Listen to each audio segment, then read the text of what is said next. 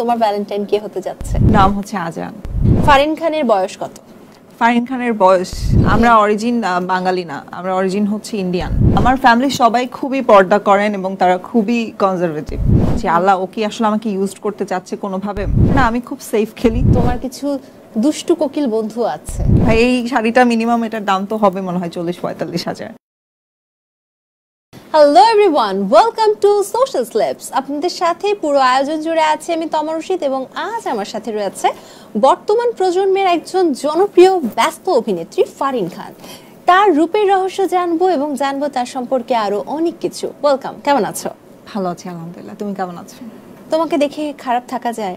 ওরে বাপরে, একটা পূর্ণিমার চাঁদ সেজে আসছো। আমি তো পূর্ণিমার চাঁদ এসে তোমাকে দেখছি। আচ্ছা, পূর্ণিমার চাঁদ রঙেই বোঝা যাচ্ছে কে। তো একটু যাই, ওয়েলকাম। ব্যস্ততাতে নিয়ে যাই, খুব ব্যস্ত, তোমাকে তো পাওয়াই যাচ্ছে না খুঁজে। কি নিয়ে এত ব্যস্ত? আসলেই খুঁজে পাওয়া যাচ্ছে না। আমি তোমার স্বয়ং তোমার সামনে এসে বসে আছি। ও মা, কত কষ্ট করে যে এনেছি, সারা দিন তো ছোটাছুটি করছো পুরো বাংলাদেশের এই প্রান্ত থেকে ও প্রান্ত। কি নিয়ে এত ব্যস্ততা? একটু মানে সত্যি বলতে হ্যাঁ, আমাকে ফয়সাল ভাই অনেকদিন ধরে বলছিল আসার জন্য, বাট আমি আসলে একটু বিজি ছিলাম বিকজ সামনে ভ্যালেন্টাইন, ঈদ, সো সব মিলিয়ে কাজের একটু প্রেসার ছিল। বাট ওকে, মানে আমি চলে আসছি। দীপ্ত আমাকে ডাকলে আমি সবসময় চলে আসছি। Thank you. এই যে এত কাজের প্রেসার বলছো, কতগুলো কাজ আসতে যাচ্ছে সামনে ভ্যালেন্টাইনের জন্য, ঈদের জন্য, সব মিলিয়ে? কতগুলো আসতে যাচ্ছে বলতে আসলে ওভাবে তো এখনই বলা যাবে না, কারণ ঈদের আগে আরো বেশ কয়েকটা কাজ লক হবে যেগুলো ডেট এখনো ফাইনাল হয়নি, সো আমি তো কাউন্ট করে বলতে পারবো না। বাট ভ্যালেন্টাইনেরটা অলরেডি শুটিং হয়ে গেছে। আমি এবার ভ্যালেন্টাইনের জন্য 3টা প্রজেক্ট করছি, বাট একটা স্পেশালি করছি যেটা হচ্ছে একদম ভ্যালেন্টাইনই আসবে, বাকি দুটো মেবি একটু ভ্যালেন্টাইনের পরে আসবে। আর ভ্যালেন্টাইনে আসলে অনেক বড় একটা যুদ্ধ থাকে ইন্ডাস্ট্রিতে। মানে আমার কেন যেন মনে হচ্ছে ভিন্ন কিছু, একদম ভ্যালেন্টাইনেই আসবে বড় কিছু। হ্যাঁ আলহামদুলিল্লাহ, অনেক বড় কিছু একটা আসছে।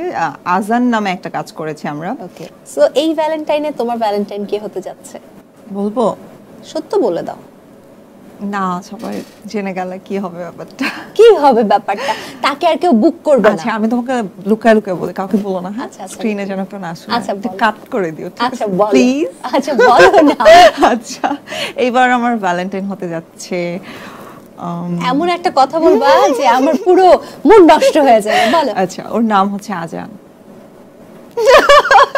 আই উইশ তোমার জীবনে আজান নামের একজন ছেলে আসুক যে সত্যি সত্যি তোমার ভ্যালেন্টাইন হয়ে উঠুক। আচ্ছা, যেহেতু অনেক বিষয় নিয়ে কথা হচ্ছে, একদম মিডিয়ার শুরুর জার্নিটাও জানতে চাই। কিভাবে স্টার্ট হলো, কেন স্টার্ট হলো, কে ধাক্কা দিয়ে মিডিয়াতে পাঠিয়ে দিল? আচ্ছা, আমি নিজেই ধাক্কা দিয়ে মিডিয়াতে পাঠিয়ে দিয়েছি। আচ্ছা, আমার স্টার্টিংটা খুবই ড্রামাটিক না, ড্রামাটিক ছিল, একটু ড্রামাটিক ছিল। মানে স্টার্টিংটা ড্রামাটিক ছিল, মাঝে কিছু ড্রামা ঘটে গেছিল। সো শুরুর দিকে যেটা হয়েছিল যে নরমালি আমরা মেয়েরা তো ছবি তুলতে খুব পছন্দ করি, সো ওরকমই আমার একজন বড় ভাই আমাকে কিছু ছবি তুলে দিল, যেগুলো আমি ফেসবুকে আপলোড করলাম এবং সেগুলো খুব ভাইরাল হয়ে গেল। এবং সেই ছবিগুলো দেখে অনেকে আমাকে কাজের জন্য নক করা শুরু করলো। আমি বেশ কিছু ব্র্যান্ডের সাথে শ্যুট করলাম, র্যাম্প ওয়ার্ক শুরু করলাম, অনেকগুলো শো করলাম এবং সেখান থেকে আমাকে হচ্ছে আব্দুল আজিজ ভাই দেখেন, জাজ মাল্টিমিডিয়ার যে কর্ণধার। দেখার পরে হচ্ছে আমাকে বেশ কয়েকদিন, প্রায় 3 মাসের মতো তারা আমাকে ফোন করে কন্টিনিউয়াসলি যে আপনি কি সিনেমা করবেন কিনা বা ইন্টারেস্টেড কিনা। তো তখন আমি অনেক ছোট। 3 মাস পেছনে লেগেছে? একদম 3 মাস। তো আমি তখন বেশ ছোট। কতটুকু? স্কুলে পড়ি, মানে আমি এসএসসি পরীক্ষা দিব এরকম একটা সময়। তো আমাকে অনেকদিন নক করার পরে আম্মু তো কোনোভাবেই ভয় পাচ্ছে, কারণ আমার ফ্যামিলি অনেক কনজারভেটিভ। মিডিয়ার ব্যাপারটা জাস্ট আমার আম্মু জানতো। তো আম্মু বলতেছে যে সিনেমা করবা, এটা অনেক বড় প্ল্যাটফর্ম, সবাই জেনে যাবে, পোস্টার দেখবে মানুষজন। তো আমি বললাম যে আম্মু, আমি তো আসলে সিনেমাটাই করতে চাই, আমার ওইটাই মনে যাচ্ছিল। হ্যাঁ, তা আমি বললাম, আর আম্মুকে অনেক কৌশলে ম্যানেজ করার ট্রাই করলাম এবং ফাইনালি একটু ম্যানেজ করলাম। করার পরে যেটা ঝামেলা লাগলো, সিনেমা শুটিং করতে যাব ঠিক তার আগ মুহূর্তে ফ্যামিলি জেনে ফেলতাম। কারণ আমাদের ঢাকা ক্লাবে অনেক বড় করে একটা প্রোগ্রাম করা হয়েছিল, যে সব নায়িকাদের নিয়ে যেটা করা হয়। তো ওটার পর ফ্যামিলি জেনে গেছে। তো সেই পর্যায়ে যেটা হয়েছে যে আমাকে বাসায় একদম লকড, মানে আমাকে এবং আম্মুকে বাসায় লক করে দিছে, তার আমাদেরকে নিষেধাজ্ঞা দিয়ে দিছে যে তোমরা বাসা থেকে বের হতে পারবে। কারা দিয়েছে? মানে ফ্যামিলি আদার্স মেম্বাররা, লাইক সবাই মিলে। মানে আমার ফ্যামিলি সবাই খুবই পর্দা করেন এবং তারা খুবই কনজারভেটিভ। তো আমাকে বললো যে তুমি বাসা থেকে বেরিয়ে হতে পারবে না, আম্মুকে তো যাতা বকাবকি শুরু করে দিল। এবং আজিজ ভাই বললো যে তোমরা যদি তুমি যদি ইন্টারেস্টেড থাকো, তুমি কাজটা আসলে করতে চাও, দেন আমাকে শেয়ার করো, বাকিটা আমি দেখছি। যখন সে এই কথাটা বললো রাত 12টা বাজে, আমার মনে আছে আমার আম্মুকে নিয়ে আমি ট্রাকে করে পালাইছিলাম বাসা থেকে, কারণ সাভার আমার বাড়ি এবং সেখান থেকে অ্যাভেলেবেল না বাস, বা তখন উবারটাও এত অ্যাভেলেবেল না, এটা প্রায় 2016-র ঘটনা বলছি আমি। তো তখন বাসটাও এত অ্যাভেলেবেল না। তো রাতের বেলা পালাতে কে সাহায্য করেছিল? আমি আম্মু বাসা থেকে জাস্ট বের হয়ে গেছি রাতের বেলা। বের হয়ে যে সামনে জাস্ট একটা ট্রাক পেয়েছি, রাতে আমাদের ওই রোডটাতে প্রচুর ট্রাক চলে, এন্ড আমরা একটা লোককে অনেকক্ষণ দাঁড়িয়ে থেকে, প্রায় আধা ঘন্টা দাঁড়িয়ে থেকে একটা লোককে রিকোয়েস্ট করে বললাম যে প্লিজ আমাদেরকে একটু তুলে নেন। ভয় লাগেনি? প্রচন্ড ভয় লেগেছে। এবং আমরা ভাইয়ার সাথে কমিউনিকেশনে ছিলাম, তো ভাইয়া আমাকে বলছে তুমি জাস্ট গাবতলী পর্যন্ত আসো, বাকিটা আমি দেখছি। এবং সেখানে আরেকজন মানুষ জড়িত, অন্তু করিম, সেই ভাইয়াকে আমি ফোন করি, সে আমার অনেক ক্লোজ ছিল তখন, এবং আম্মু ফোন করার পর ভাইয়া আমাদেরকে বাইকে করে দুজনকে নিয়ে গেছিল। ওকে, সো এই ড্রামাটা, হ্যাঁ এক বাইকে 3 জন, এবং খুব কষ্ট করে আমরা গাবতলীটা ক্রস করি, তারপরে আমাকে আজিজ ভাই পিক করে এবং আমাদের ফাইনালি একটা থাকার ঠিকঠাক ব্যবস্থা করে, এবং আমি 28 দিন শুটিং করি। অনেক স্টোরি, লাইক একদম ফিল্মের স্টোরি একদম। এটা নিয়ে তো আরেকটা সিনেমা বানানো উচিত ছিল, করব। ওকে, জানা আছে তার মানে। বাট সবথেকে যে জিনিসটা আমার কাছে অবাক লাগলো, সেই যে ভাই যিনি ছবি তুলে দিয়েছিল, মানে এরকম ফেমাস ভাই পাওয়ার জন্য ভাগ্যর প্রয়োজন। একদম, আমার পুরো স্টোরিতে সবাই ফেমাস, কিন্তু মানে পুরো ঘটনাতে ডিরেক্টর হয়ে গেছে, ফটোগ্রাফার ডিরেক্টর হয়ে গেছে আমার সিনেমার, এবং আমি নায়িকা হয়ে গেলাম, অন্তু করিম ভাই তো নায়কই ছিল, এবং আব্দুল আজিজ ভাই তো প্রোডিউসার, একদম ফুল প্যাকেজ। সো তোমার সিনেমা প্রথমেই বড় পরিসরের একটা সিনেমা, বেশ বড়। এই শুরুতে দেখা যাচ্ছে সবাই স্ট্রাগল করে, ছোট ছোট সিনেমাগুলো করে, কিন্তু জাজ মাল্টিমিডিয়া এবং বড় সিনেমা, এটা পাওয়ার পরে কেমন লেগেছে? বা কখনো স্ট্রাগলটা কি ফিল করেছো যে একটা স্ট্রাগল বলতে কিছু আছে? অনেস্টলি বলি, আমি ওই সময়টা একদমই ফিল করিনি। শুধু ওই সময়টা না, ওই সময়টার পরেও আমি এটা ফিল করিনি, এখনো না, এখন করি সেটা। এবং আমার সেকেন্ড জার্নিটা আমি রিয়েলাইজ করতে পেরেছি যে আসলে ইন্ডাস্ট্রিতে কাজ করতে গেলে অনেক স্ট্রাগল করতে হয়, অনেক শিখতে হয়, অনেক জানতে হয়, এবং আসলে আমার মনে হয় আমার সেকেন্ড জার্নিটাই আমার আসলে কাজের সেকেন্ড জার্নি। কেন বলছো সেকেন্ড জার্নিটা? এই কারণে বলছি, কারণ প্রথম আমি যখন কাজটা শুরু করি 17-র দিকে, ওটা প্রথম সিনেমার পরে কিন্তু আমার বেশ কয়েকটা সিনেমার অ্যানাউন্সমেন্ট ছিল, অগ্নি-3, পোড়ামন 2, তারপর ককপিট দেবের সাথে, এগুলো সব ফেলে রেখে আমি বাসায়, ফাইনালি আমাকে আবার বাসায় ব্যাক করতে হয়, কারণ আমাদের ফ্যামিলি অনেক ঝামেলা করছিল এই সময়, এবং আমি আমার আম্মু 28 দিন শুটিং করে বাসায় চলে যাই। দেন যেটা হয় যে আমি প্রায় অলমোস্ট 1-2 বছর কাজ করতে পারিনি, এবং মজার ব্যাপার হচ্ছে তখন করোনা শুরু হয়, যার কারণে আমরা কাজে মানে মানুষ না নোটিস করতে পারে না, মানুষ ভাবছে যে করোনার জন্য কাজ করছি না, বাট বেসিক্যালি আমাকে আসলে কাজ করতে দিচ্ছিল না সময়টা। তো দেন সবকিছু শেষ হওয়ার পরে আমার সেকেন্ড টাইম যখন আমি একদম স্থির করে ফেললাম, আমার ফ্যামিলি বুঝে গেছে যে না, এই মেয়েটাকে আসলে এই কাজ ছাড়া অন্য কিছু ছিলাম না, আমি তাদেরকে খুব সুন্দর করেই কনভিন্স করছি। আমি কখনোই খুব শান্তশিষ্ট এবং লক্ষ্মী বাচ্চা, সো আমি তাদেরকে সুন্দর করে কনভিন্স করছি, এবং তারা বুঝে গেছে যে না, ও আসলে এটাই করতে চায়। এন্ড দেন আমি থিয়েটার শুরু করি। আমি প্রাচ্যনাটে একদম শুরু থেকে, মানে ওই সময়টাতে আমাকে অনেকেই বলেছে যে তুমি সিনেমা করছো, তুমি নাটক করলে তোমাকে অনেকে ভাবে তুমি কাজের কল পাচ্ছ না, বাট একদমই এটা মিথ্যা। আমার কাছে এনাফ কল ছিল, কিন্তু আমার কাছে মনে হয়েছিল যে মানে এত ছোটবেলায় কাজটা শুরু করেছিলাম, তখন আসলে আমি বুঝতাম না যে ইন্ডাস্ট্রিতে কাজ করাটা আসলে কি, বা এখানে কাজ করতে গেলে কতটা স্ট্রাগল করতে হয়, কতটা জানতে হয়, শিখতে হয়, মানে আমরা আসলে যতটা ইজি ভাবে ব্যাপারগুলো আসলে অতটা ইজি না। তো ওই জায়গাটা থেকে মনে হয়েছিল যে আমাকে আরেকটু জানতে হবে এটা সম্পর্কে, আদারওয়াইজ আমি যাদের সাথে এখানে কম্পিটিশন করতে আসবো প্রত্যেকে অনেক বেশি ক্যাপাবল, অনেক বেশি কোয়ালিটি নিয়ে এখানে আসছে। এই মানে সুবোধটা অনেকের হয় না, এটা তোমার হয়েছে অনেক বড় একটা ব্যাপার। কিন্তু তুমি বলছিলে যে বাসা থেকে বের হয়ে গিয়েছিলে, তারপর তোমরা সিনেমা করলে 3-4 মাস, 3 মাস না, 1 মাসের কম ছিল, 28 ডেজ। ওকে, 28 ডেজ তুমি যখন শুটিং করলে, তোমার আম্মু তোমার সাথে ছিল, এরপর তো বাসায় ব্যাক করলে। এরপর বলো, এরপরে একদমই পড়াশোনা বাসার মধ্যে লকড, মানে বাসায় ঢোকার সময় মারটার খাওয়া না না না, তারাই তো আসলে আমাদেরকে নিয়ে যায়, মানে তারাই আসলে যখন আচ্ছা করে ফেলছোই, রাখতেই তো পারলাম না তোমাকে ধরে, ঠিক আছে এখন বাদ দাও, যেটা করছো শখ পূরণ হয়ে গেছে, এখন বাসায় চলো মা। ওকে, সো ব্যাপারটা এটা ছিল। আচ্ছা তো অনেক সময় আমরা একটা জিনিস শুনে থাকি, সোশ্যাল মিডিয়ার যুগে আসলে কমেন্টস এর অভাব থাকে না, তো অনেকে এই ধরনের একটা কমেন্ট করে যে জাজ মাল্টিমিডিয়াতে যারা কাজ করেছে এমন নায়িকাদের সমস্যা আছে। কি সমস্যা? এই যে অনেক অনেক রসালো কমেন্ট করে, আমি আসলে নিচ্ছি না, ফিল্টার করে বলছি। কি সমস্যা আছে আমি আসলে জানি না, আমাকে তো একটু সমস্যাটা বলো, একটা দুটো সমস্যা বলো। যেমন একটা সমস্যা হচ্ছে যে খারাপ কাজ করছে। আচ্ছা, খারাপ কাজ মানে কি কাজ? মিথ্যা বলে? খারাপ কাজে মিথ্যা বলে খারাপ কাজ? তুমি চাচ্ছ আমি যেন আনফিল্টার্ড হয়ে যায় না? না না, তুমি আমাকে ডিটেইল বলো। আচ্ছা, ডিটেইলটা হচ্ছে অনেকে বলে যে জাজ মাল্টিমিডিয়াতে যারা সিনেমা করছে বা যারা সিনেমার সাথে যুক্ত যে সকল নায়িকারা, তাদের সুগার ড্যাডি থাকে, তাদের বিভিন্ন ধরনের স্ক্যান্ডাল থাকে, প্রোডিউসারদের সাথে সম্পর্ক থাকে। সো এটা কি সত্য? প্রোডিউসারদের তো বলতে ব্যাপারটাই প্রথম কথাটাই ভুল। প্রথম কথাটাই হচ্ছে প্রোডিউসারদের নাই, ওখানে একজনই প্রোডিউসার, সেটা হচ্ছে আব্দুল আজিজ। দ্বিতীয় ব্যাপারটা আমার কাছে যেটা আমার ক্লিয়ার করা দরকার, সেটা হচ্ছে যে জাজ সম্পর্কে মানুষ অনেক ভুল ইনফরমেশন জানে। জাজটা আসলে শুধু আব্দুল আজিজ নিজে চালান না, ওখানে যে এমডি ছিলেন সেটা তার মেয়ে ছিলেন মোহ, এবং তার বয়স আমাদের থেকে একটু সিনিয়র, এবং আমার ইন্টারভিউটাও সেই নিয়েছিলেন। আর থার্ড ব্যাপারটা হচ্ছে আমি যতটুকু জানি জাজ থেকে এখন পর্যন্ত ইন্ডাস্ট্রিতে বেশ ইন্টেলিজেন্ট ট্যালেন্টেড অভিনেতা তারা অভিনেত্রী এনেছেন, এবং তারা আমাদের ইন্ডাস্ট্রিকে অনেক প্রাউড করেছেন। অনেক। এবার হচ্ছে একটা ভিন্ন প্রশ্ন করি, কখনো পূজা চেরিকে নিজের কম্পিটিটর মনে হয়েছে? না, ও আমার খুব ক্লোজ, আমরা আমাদের অন্তত মানতে একবার দুইবার কথা হয় এখনো রেগুলার, এবং ও তো আমার পরে এসেছে, এবং আমার সিনেমাটা, আমি যেই সিনেমাটা করার কথা ছিল পোড়ামন 2 রাফির সাথে, সেটা ও করেছে।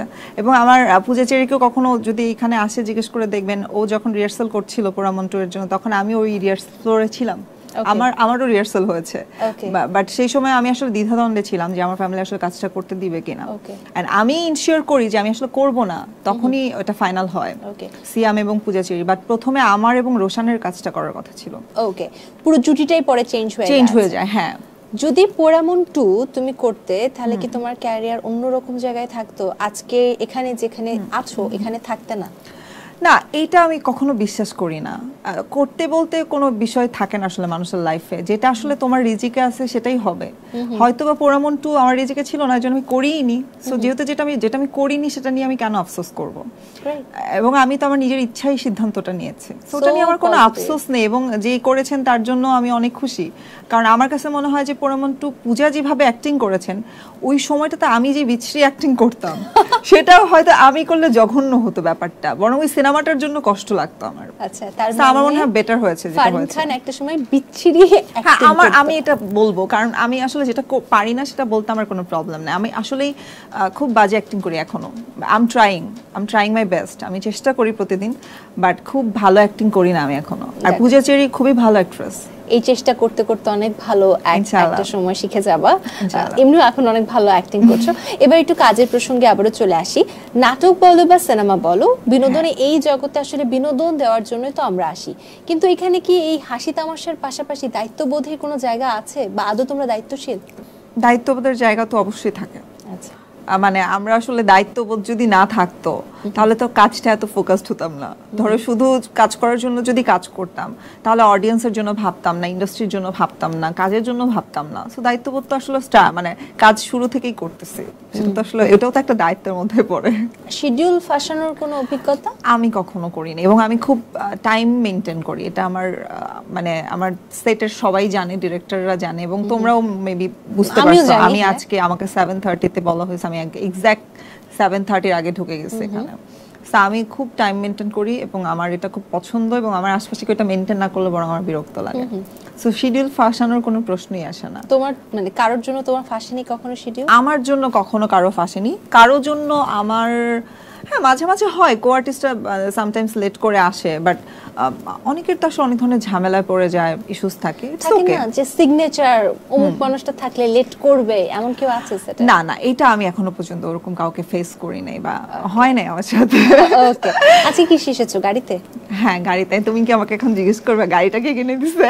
হ্যাঁ, বিকজ মানে আমি এটা শুনেছি যে জাজে কাজ করলে আজিজ ভাই গাড়ি কিনে দেয়। আচ্ছা, ফর ইউর কাইন্ড ইনফরমেশন, যে আমার জাজে যখন কাজ করেছি তখন আমার কোনো গাড়ি ছিল না।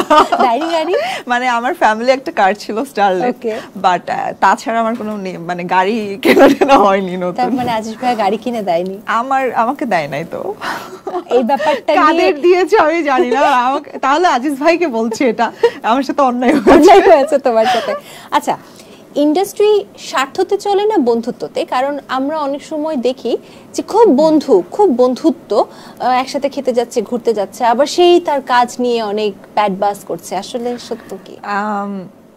আমি খুব স্ট্রেট ফরওয়ার্ড বলে ফেলি, আমি জানি না অনেকে রাগ করতে পারে, বাট এটা অনেকেই বলেছেন, অনেক আর্টিস্টরাও এখন পর্যন্ত বলেছেন, আমারও এটা মনে হয়েছে অনেকবার, এই ইন্ডাস্ট্রিতে আসলে কেউ কারো বন্ধু না, এবং বন্ধু হয়ে থাকেও না। মানে আমার মনে হয় বন্ধুত্ব শুধু কাজের বন্ধুত্ব থাকাটা উচিত, বাইরের পার্সোনাল লাইফে বন্ধুত্ব ইগনোর করাটা বেটার, কারণ তাতে কাজের জায়গাটা আবার নষ্ট হয়ে যায়। সো আমার মনে হয় কাজের সেক্টরে আমরা যখন সেটে থাকি বা কাজ নিয়ে যখন আমরা কমিউনিকেট করি তখন ফ্রেন্ডশিপ ইজ গুড, বাট যখন আমি একদম আমার বাসার মানুষটা, তখন মনে হয় আমার যারা ফ্রেন্ড ছিল ছোটবেলা থেকে, স্কুল কলেজ, ওরা আসলে রিয়েল ফ্রেন্ড, ওদের মতো ফ্রেন্ড কখনো কেউ হয় না। ওকে, তার মানে ইন্ডাস্ট্রিতে কে কারোর বন্ধু না, এটা আমি সরি যে অনেকে এটা মাইন্ড করতে পারে, বাট আমি এটা অনেকবার খেয়াল করে দেখেছি, আসলে ইন্ডাস্ট্রিতে কেউ কারো বন্ধু না, প্রত্যেকে এখানে কাজ করতে আসছে। আমরা আসলে একটা অফিসে যখন জব করি, আমাদের যারা কলিগস থাকে তাদের সাথে আমরা কমিউনিকেট করি, বাট আসলে they are not my friend, because তারা আমাদের কাজের সেক্টর আমাদের আশেপাশে শেয়ার করে, হ্যাঁ, বাট তারা কিন্তু আসলে কখনোই আমাদের পার্সোনাল লাইফ ওরকম নিড না, বা তারা আসলে আমাদের পার্সোনাল লাইফের ওই নিডের জায়গাটা ফুলফিলও করে না। সো আমার মনে হয় না, আসলে এটা কোথাওই হয় না। তার মানে ফারিন খানের ইন্ডাস্ট্রিতে ফ্রেন্ড খুব কম? আমার ইন্ডাস্ট্রিতে ফ্রেন্ড খুব কম না, আমার কোনো ফ্রেন্ডই নাই ইন্ডাস্ট্রিতে। ওকে, সো বোরিং, একদম বোরিং। আমরা একটা জিনিস দেখি নাটকে ইদানিং হচ্ছে জুটি বেঁধে কাজ করা, অমুকের সাথে অমুক জুটি, তাদের আবার ব্যক্তিগত সম্পর্ক, হঠাৎ করে সম্পর্ক ভেঙে গেল, জুটি ভেঙে গেল। আচ্ছা, এই ব্যাপারগুলো ইন্ডাস্ট্রিতে এত প্রখর হয়ে উঠছে কেন? এইটা তো আসলে যারা এই ধরনের সিচুয়েশন ফেস করছে, নিশ্চয়ই কিছু না কিছু ফিল করছো, ফেস করেছে যারা, তারা আসলে ভালো বলতে পারবে। আমার কাছে মনে হয় যে এর জন্যই আমি প্রথম কথাটা এর জন্যই বলেছিলাম যে পার্সোনাল বন্ধুত্ব হলেই কাজের সেক্টরে ঝামেলা হবে, এর জন্য বন্ধুত্বই করা উচিত না। সিন্ডিকেটের শিকার হয়েছে কখনো? সিন্ডিকেটের শিকারটা হচ্ছে মনে হয় একটু, মানে এইটা আমার রিসেন্ট টাইম মনে হয় যে এরকমটা অনেক রিসেন্ট টাইম ফিল করি, বা কাজের কলগুলো থেকে মনে হয় যে মেবি আমি আসলে, বা অন্যদের থেকে যে এক্সপিরিয়েন্স যারা শেয়ার করে, তখন মনে হয় যে মেবি আমিও তাহলে একটু সিন্ডিকেটের শিকার কিনা, কারণ আমার সামটাইমস মনে হয় যে আসলে আমার আশেপাশের অনেকেই অনেক ধরনের কলস পাচ্ছে, মানে গুড কলস, যেগুলো হয়তো আমার কাছে আসছে না। তুমি একটু রোয়েশ হয়ে বলছো, পুরো ব্যাপারটা ক্লিয়ার হচ্ছে না আমার কাছে। তুমি বলছিলে যে অনেকের কাছ থেকে শোনো, মানে কি শোনো? মানে না, অনেকের কাছ থেকে শুনি বলতে হচ্ছে সিন্ডিকেটের যে ব্যাপারটা আপনি যেভাবে জানেন বা তুমি যেভাবে জানো, তোমার কাছে যেভাবে আসছে যে এরকম ধরনের কন্ট্রোভার্সি আছে যে সিন্ডিকেট হচ্ছে আমাদের ইন্ডাস্ট্রিতে, বা আরো অনেক সিনিয়র, যেমন আমি অহনাপুর একটা ইন্টারভিউতে দেখছিলাম যে সিন্ডিকেটের শিকার সে নিজেও। তো এই জিনিসটা আসলে এখন সামটাইম আমার মনে হয় যে মেবি এটা হয়, ইন্ডাস্ট্রিতে হচ্ছে, বা সব সেক্টরে যেমন পলিটিক্সটা আছে ওইটা আমাদের ইন্ডাস্ট্রিতেও মেবি আছে। সো অনেক কলস যখন আমাদের কাছ থেকে আসে না বা চলে যায়, তখন মনে হয় যে মেবি আসলেই সিন্ডিকেট বলতে কিছু একটা আছে, আর আমি আসলে এখনো প্রপার সেটা ফেস করে উঠিনি, বাট সামটাইমস মনে হয়। আচ্ছা, তোমার কাছে একটা খুব সিম্পল প্রশ্ন, এই জুটি বেঁধে কাজ করার জন্য কি ইন্ডাস্ট্রিতে সিন্ডিকেট শব্দটার ব্যবহার বেশি হচ্ছে? মেবি, কারণ অনেক ক্ষেত্রে হয় কি, জুটি বেঁধে কাজ করার মাথায় যদি এটা সেট হয়ে যায়, তখন হয় কি যে আমি ওকেই জাস্ট কাজের জন্য, মানে কল হয়, ডিরেক্টরদের সাথে কথা হয়, কমিউনিকেট হয়। এটা আসলে আমি সরি, এটা ম্যাক্সিমাম ক্ষেত্রে আসলে মেল আর্টিস্টদের ক্ষেত্র থেকে বেশি হয়, কারণ আমাদের ইন্ডাস্ট্রি হচ্ছে মেল ডমিনেটিং ইন্ডাস্ট্রি।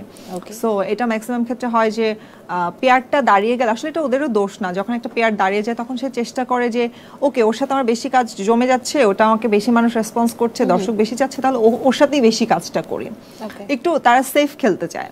কারণ নতুন একটা জুটি আর্টিস্টের সাথে কাজ করতে গেলে অনেক রকম কমপ্লিকেশন শুরু হয়ে যায়, সেটে দেখা যায় সে যেই আন্ডারস্ট্যান্ডিং সেটা সে হচ্ছে না, বা সে যেটা চাচ্ছে সেটা সে হচ্ছে না। সো যার কারণে হয়তো সেফ খেলার জন্য আর্টিস্টটা চিন্তা করে ওকে ওর সাথে আমার বেশি ম্যাচ করতেছে, বা আমাদের দুজনের কমিউনিকেশনটা ওকে ওকে, এবং আমি যেটা চাচ্ছি সে সেটা পারতেছে, মানে ডায়লগের ক্ষেত্রে হোক, অ্যাক্টিং এর ক্ষেত্রে হোক, তাহলে ওটাই মনে হয় সেফ। আচ্ছা, এই সেফ খেলতে গিয়ে আমরা কি একই ধরনের গল্প, একই নাটক নতুন মোড়কে পাচ্ছি না? কিছুটা তো হচ্ছে এরকম, সামটাইমস তো কিছুটা দেখছি এরকমটাই একই ধরনের, যদিও আসলে গল্প দিন শেষে ম্যাক্সিমামই আসলে একই, প্রেম ভালোবাসা ফ্যামিলি সব মিলিয়ে তো আসলে গল্প, আমাদের জীবনের গল্পটাও তো সেমই। কিন্তু চেষ্টা করে তো অনেক যারা গুড ডিরেক্টর আছেন, যারা গুড স্ক্রিপ্ট লেখেন, আমাদের যারা ইন্ডাস্ট্রির সিনিয়র, তারা তো আসলে চেষ্টা করে তাদের গল্পে ভিন্ন ভিন্ন ধাঁচ আনার। এই যে গল্পের ভিন্ন ভিন্ন ধাঁচ, কোন ধরনের ধাঁচে কাজ করতে এখন বেশি তুমি স্বাচ্ছন্দ্য বোধ করছো? আমার কাছে এখন আসলে মানে সত্যি বলতে এখন আমি যেই অবস্থানে দাঁড়িয়ে আছি, সেই অবস্থানে আসলে আমার এখনো এত ডিসিশন নেওয়ার মতো যোগ্যতা হয়নি। সো আমার কাছে যেটা মনে হয় যে আমার জন্য যেই কাজটা মনে হয় যে এই গল্পে আসলে আমি এই কাজটা করতে পারবো, বা আমি এটার জন্য পারফেক্ট, বা ডিরেক্টর কলসটা আমার জন্য মনে হয় যে ঠিকঠাক, আমার কো আর্টিস্টটা ঠিকঠাক, আমি সেটাই করার ট্রাই করি। বা আমি এত বেশি ডিসিশন নেওয়ার মতো এখনো বড় হই নাই। মিডিয়ার এই জীবন বা সোশ্যাল মিডিয়াতে তোমাকে যেমন দেখতে পাই আমরা, বা আজকে যেরকম দেখতে পাচ্ছি, খুব চমক, মানে থাকে না, খুব হাইলাইটারের ব্যবহার, গ্লসের ব্যবহার, ড্রেসে অনেক স্টোনের ব্যবহার, খুব গ্লসি একটা মানুষ, খুব মানে খুব সুন্দর একটা মানুষ। ব্যক্তি জীবনও কি এতটা সুন্দর, নাকি ব্যক্তিগত জীবন অনেক আলো আধারিতে ভরপুর? না, আমার জীবন এত কমপ্লিকেটেড না, আমার ব্যক্তিগত জীবন খুব সরল। আমার মানে ফ্যামিলি, আম্মু, আমি, এবং আমাদের মানে আমার ব্যক্তিগত জীবন আমি খুব সিম্পল। এই আজকের এই কস্টিউমটার একটা রিজন হচ্ছে আমি আপনাদের প্রোগ্রামে আসার আগে একটা ওপেনিং প্রোগ্রামে ছিলাম, সো যার কারণে আমাকে একটু বেশি সাজুগুজু করতে হয়েছে, বাট ম্যাক্সিমাম ইন্টারভিউতে আমি খুব সিম্পলই যাই। সো আমার ব্যক্তিগত জীবনটাও অনেক সিম্পল। আমি খুব পজিটিভ চিন্তা করতে ভালোবাসি এবং ঝামেলা মুক্ত থাকতে পছন্দ করি, সো ওই জায়গাটা থেকে সিম্পল। সো আজকের আউটফিটের প্রাইস কত, কোন ব্র্যান্ডের? আজকের আউটফিটের প্রাইস বলতে হবে, কারণ এইটার প্রাইস আসলে আমি বলতে পারবো না, এটা আমাকে পিআর করেছেন আনজারা। ওকে, আবার ফেরত দিয়ে দিতে হবে? হ্যাঁ, অবশ্যই দিয়ে দিতে হবে। আমার এত টাকা পয়সা নাই ভাই, এই শাড়িটা মিনিমাম এটার দাম তো হবে মনে হয় 40-45 হাজার। আমি এত টাকা দিয়ে এফোর্ড করার মতো এখনো যোগ্য না, আমার রেমুনারেশনই এখন এরকম।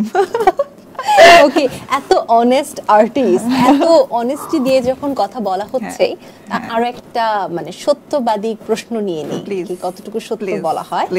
ফারিন খানের বয়স কত? ফারিন খানের বয়স, মনের বয়স মাত্র 3। আপনি জানতে চাইছেন বয়স, আমি বয়স বলে দিছি, আমি মনের বয়স সেটা কিন্তু আপনি উল্লেখ করেননি, আমি আমার অ্যানসার দিয়েছি। গুগলের বয়স কত?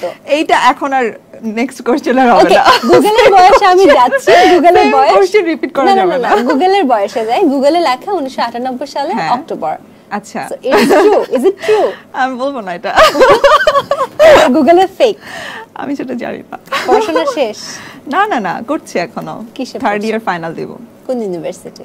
বাংলা কলেজ। আমি স্ট্রেট ইউনিভার্সিটিতে ছিলাম, ইংলিশ ডিপার্টমেন্টে, বাট এত ফাঁকিবাজি করছি শুটিং এর জন্য, ক্লাস করি না। টিচার আমাকে বলছে তুমি ভাই মাফ করো আমাদেরকে। বাংলা কলেজে কোন সাবজেক্ট নিয়ে? আমি পলিটিক্যাল সায়েন্স, পলিটিক্স করব সামনে। নেত্রী ফারিন খান? একদমই না, কোনো রকম ইন্টারেস্ট নাই আমার পলিটিক্সে। করা উচিত, কিন্তু ভালো ভোট পাবে। তাই? মার্কা কি হবে? মার্কা কি হবে? মার্কা আমার নুসরাত ফারিয়া আপুকে খুব পছন্দ, সে মনে হয় ইলেকশনের সময় লিপস্টিক মার্কায় দাঁড়াতে চেয়েছিল, আমি ওটাই নিব। ওকে ওকে, সো একটু ইউনিভার্সিটির গল্পে চলে যায়, যেহেতু সেদিকে যাচ্ছি। বাংলা কলেজে যখন যাওয়া হয়, ইউনিভার্সিটির একটা বাচ্চা কেমন হয়, খুব রেগুলার, খুব সিম্পল লাইফস্টাইল, সেখানে অভিনেত্রী ফারিন খান যখন চুলটাকে এরকম মানে এরকম করার সুযোগ হয়নি।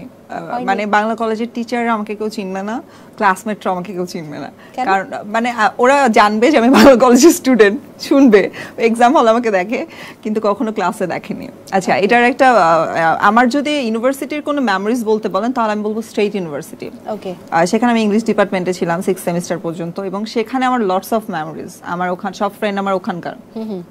তারপর যখন আমি ওখান থেকে এখানে, মানে আমার একসাথে 2টা 3 অ্যাডমিশন নেওয়া ছিল, সো যখন আমি ন্যাশনালটা, কত দূরদর্শী হ্যাঁ, কারণ আমি বুঝেই গেছিলাম যে আমি ওটা পারবো না কন্টিনিউ করতে, ওটা আমার আম্মুর চয়েস ছিল। ওকে, সো পরে যখন আমি বাংলাটা কন্টিনিউ করলাম তখন আসলে আমার কখনোই ক্লাস করা হয়নি। আচ্ছা, শুধু আমার ফর্ম ফিল আপ করা হয় এবং এক্সাম দেওয়া হয়। সো আর পড়াশোনাটা তো একটু করতে হবে, না তো এক্সামে ফেল করবো। এক্সামে কেউ দেখায় না, আমি দেখতে পারি না, এটা আমার একটা প্রবলেম। আমি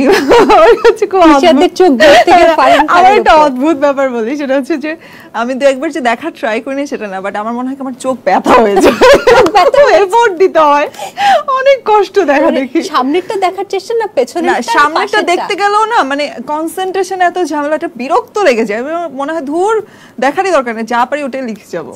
এমনিও আমার মনে হয় কেউ দেখতে চাইলে বলবে না যে দেখাবো না, আমি মানুষজনকে দেখাই। তুমি উল্টা দেখাও? হ্যাঁ, আমি দেখাই মানুষ। ও বাবা, আমি মানুষজনকে দেখাই, কিন্তু আমি কখনো কারোটা দেখতে পারি না, মানে আমার একটা ঝামেলা এটা, মানে আমি খুব বেশি না কনসেন্ট্রেশন অন্য কোথাও শিফট করতে গেলে আমি ঝামেলায় পড়ে যাই। ওকে, সো ইউনিভার্সিটিতে এমন হয়নি কখনো ধরো পরীক্ষা দিতেই গেছো সবাই তোমাকে একদম ঘিরে ধরেছে? হ্যাঁ, এটা হয়েছে, এটা অনেকবার হয়েছে, এবং তারা তখন আমাকে নতুন করে চেনা শুরু করে, ওয়াও আপনি আমাদের সাথে পড়েন। এটা হয়েছে অনেকবার, যেমন আমার দু একবার কাজী নজরুলে আমাদের সিট পড়েছে, তারপর বদরুন্নেসাতে আমার এক্সাম পড়েছিল। তো ওই দুইটা সময় যে এটা অনেকবার হয়েছে, আমার মাস্টার্স পড়ে গেলেও দেখা যায় চিনে ফেলে, বলছে হাই আপনি ফারিন আপু না? হ্যাঁ হ্যাঁ হ্যাঁ ঠিকই বলছেন, আমি ফারিন আপু।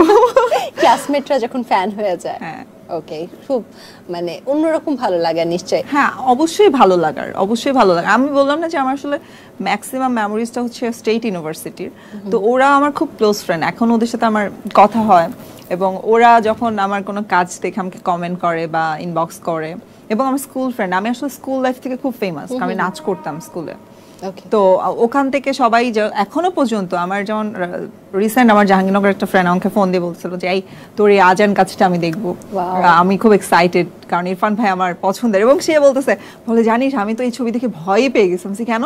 আমি তো ভাবছি বিয়ে করে ফেলছিস, কারণ আমাদের একটা বিয়ের ছবি পোস্ট করা হয়েছিল। তুই এত স্টুপিড, তোকে তো অ্যাটলিস্ট ইনভাইট করতাম। ওকে, সো এই যে স্কুল কোনটা ছিল?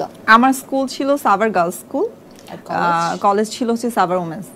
আর এসএসসি তে জিপিএ বলা লাগবে 4.75। অনেক ভালো। সিনেমা 4.75 4.70 দুটেই বলে দিলাম, মানে সিনেমার সাথে সাথে তো তখন চলছিল পরীক্ষাটা, তার মানে অনেক ভালো সেই হিসেবে। অনেক ভালো না, আমি কমার্সের স্টুডেন্ট, মোটামুটি অনেক ভালো। সারাদিন পড়েও আমরা অনেকে এই রেজাল্ট পাই। আমি পড়তাম না আসলে, তাহলে সেই আমি পড়াশোনায় খুব বাজে। না, পড়াশোনা বাদ নালে আবার ঘুরে ফিরে আমার দিকে ছুড়ে আসতে পারে। প্রসঙ্গত যখন আমরা ছিলাম যে বন্ধুদের নিয়ে, তো বন্ধুদের নিয়ে একটা প্রশ্ন করতে চাই। যে কোনো সাধারণ মানুষের জন্য নতুন একজন বন্ধু তৈরি করা খুব সহজ, কারণ সেখানে লেনদেনের কোনো হিসেব থাকে না, ফেমাসিটির কোনো ব্যাপার থাকে না। কিন্তু যখন তুমি তোমার জায়গা থেকে তুমি যখন কাউকে নতুন বন্ধু করতে চাইবে, হয় তোমার ফেমের জন্য আসবে, না হলে তোমার টাকার জন্য আসবে, না হলে তোমাকে ব্যবহার করে ফেমাস হওয়ার জন্য আসবে। বন্ধু সিলেকশনের ক্ষেত্রে ইউনিভার্সিটিতে বা এখন পর্যন্ত ব্যক্তি জীবনে কি কি চ্যালেঞ্জ ফেস করো? তোমার এতক্ষণের যত কোশ্চেন ছিল তার মধ্যে এটা সবথেকে অসাধারণ লেগেছে আমার কাছে, কারণ আসলে এটা অনেক টাফ, এবং বন্ধু একটা মানুষের জীবনে খুব ইম্পর্টেন্ট থাকাটা। সো ওই জায়গা থেকে আমরা মিডিয়ার মানুষজন খুব আনলাকি, কারণ আমাদের বন্ধু সিলেকশন করতে গেলে অনেক ভাবতে হয় যে আল্লাহ ও কি আসলে আমাকে ইউজ করতে চাচ্ছে কোনোভাবে, ওকে আমার নামটা ইউজ করতে চাচ্ছে কোনোভাবে, বা ওকে আসলে ফেক নাকি অনেস্ট। যার কারণে আমি খুব সেফ খেলি, সেটা হচ্ছে আমার যারা স্কুলের ফ্রেন্ড ছিল তারাই আমার ফ্রেন্ড। তো এর বাইরে আমি আসলে খুব একটা ফ্রেন্ডশিপ করতে ইন্টারেস্টেড নাই এখন, তো একদমই না, কারণ এখন আমি আসলে যাদেরকেই দেখবো আমার মনে হবে যদি সে রিয়েলও হয় তাও আমার ফেকই মনে হবে। ওকে, আমি রিয়েল ফ্রেন্ড। ও তাই, তুমি আমার রিয়েল ফ্রেন্ড? হ্যাঁ, আমি রিয়েল ফ্রেন্ড। ওকে, আমি দেখবো আজকে বাসে যাওয়ার পর থেকে তুমি কতবার খবর নিচ্ছ। আচ্ছা, আমাকে আবার হচ্ছে আমার ফ্রেন্ডদের বলো, যেই বলো, আমার সাথে যার যেই সম্পর্ক হবে আমাকে খুব খোঁচাইতে হবে, প্যাম্পারিং করতে হবে, খুব নক করতে হবে, কেয়ার করতে হবে। ওকে, তাহলে সরি, আমি স্নেক ফ্রেন্ড। আসলে খুব বের হয়ে গেছে, এত প্যাম্পার করতে পারবো না, কিন্তু বিপদে এগিয়ে আসতে পারবো। আচ্ছা, তাহলেই হবে, এটাই অনেক। একবার একটু যাই হচ্ছে নেগেটিভ ব্যাপারগুলো নিয়ে। প্রত্যেকটা প্রফেশনে ভালো খারাপ আছে, মানে যেটা আমরা বলি গিভ এন্ড টেক, সেটা প্রত্যেকটা প্রফেশনে আছে, কোথাও কম কোথাও বেশি, কোনোটা প্রকাশ পায় কোনোটা পায় না। কিন্তু কেন যেন মিডিয়া মানে যেন খারাপ, মিডিয়ার মানুষের অনেক নেগেটিভ, মিডিয়া মানে একটা ধুর অবস্থা, এটা কেন? কারণ মিডিয়ার মানুষজনকে নিয়ে মানুষের কিউরিসিটিটা বেশি থাকে, অন্য সেক্টরের মানুষ দিয়ে এটা থাকে না। সো এটা আমি আসলে যারা জাজ করে তাদেরকে নিয়ে বেশি বলতে চাই না, কারণ ইটস ওকে করুক। তুমি তো অনেক ধরনের কাজ করছো এবং ইন্ডাস্ট্রিতেও অনেক বছর ধরে আছো, ইন্ডাস্ট্রিটাকে চিনে গেছো। নাটক, সিনেমা, মিউজিক ভিডিও বলো বা হচ্ছে মডেলিং, র্যাম্প, ফটোশুট বলো, সব থেকে বেশি টাকা কোথায়?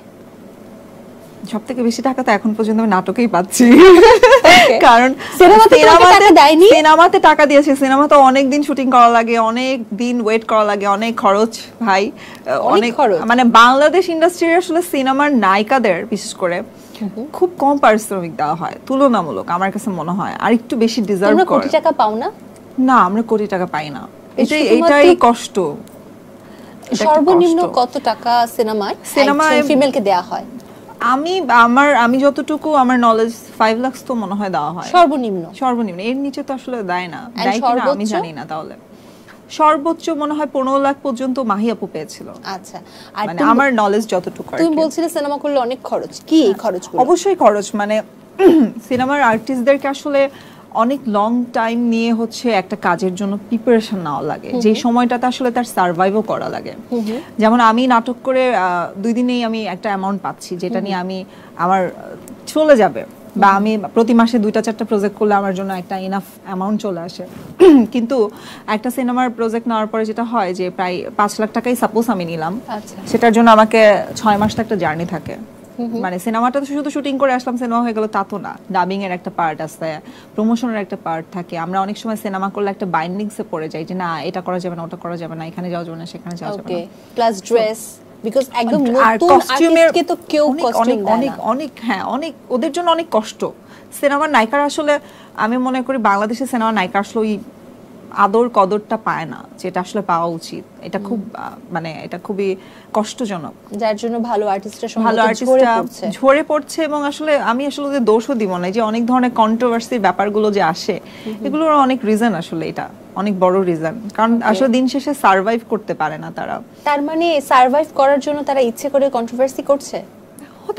হতেই পারে যে তারা, আপনি যেমন আমরা শোর আগে আলোচনা করছিলাম যে অনেকে এখন ইন্টেনশনালি কন্ট্রোভার্সি মূলক কথা বলতে চায়, কারণ তারা মনে করে যে আমি যদি একটা কন্ট্রোভার্সি করে ভাইরাল হই তাহলে আমি 2টা ব্রাইডাল ফটোশুট পাচ্ছি, আমি 2টা ব্র্যান্ডের অফার পাচ্ছি। সো আমি এটা এখন মনে হচ্ছে যে ইটস এ পজিটিভ থিং, যে সে অ্যাট লিস্ট ওইটা করেও যে সে একটা কাজের জায়গা পাচ্ছে।